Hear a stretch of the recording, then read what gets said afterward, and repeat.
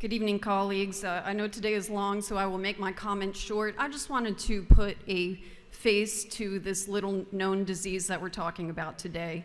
If you look at the board, this is my beautiful niece, Alexis, from Roswell, Georgia, who during the past 2 years developed PANDAS, otherwise known as pediatric acute onset neuropsychiatric syndrome.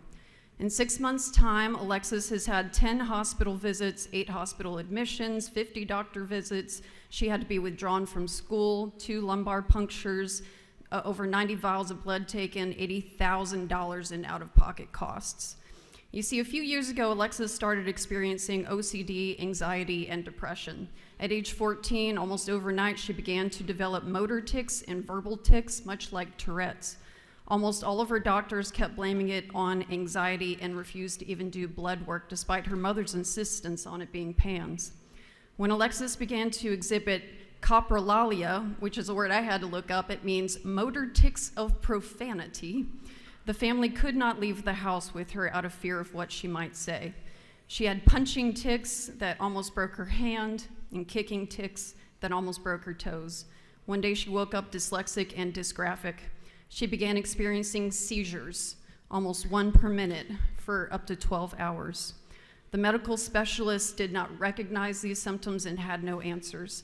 Her mother risked being dismissed by doctors at a certain children's medical facility if she even mentioned PANS.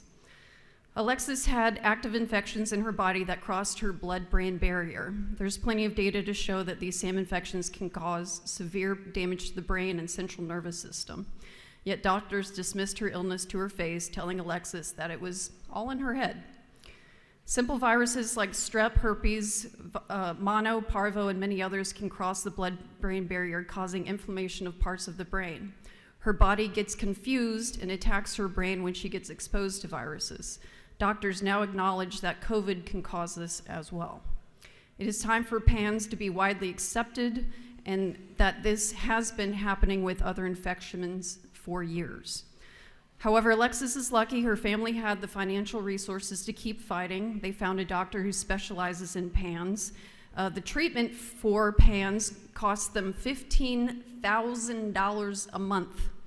And after 3 treatments, Alexis no longer had anxiety, depression, OCD, dyslexia, or dysgraphia. 8 months later, she has not had a seizure in 3 months. It is incredibly important that we fight for medical communities to recognize PANS as a legitimate disease so that insurance companies will begin to pay for the treatments of this, much like my beautiful niece Alexis had to undergo. So thank you for supporting this bill, thank you for the chairman for bringing it, and thank you all for your favorable consideration.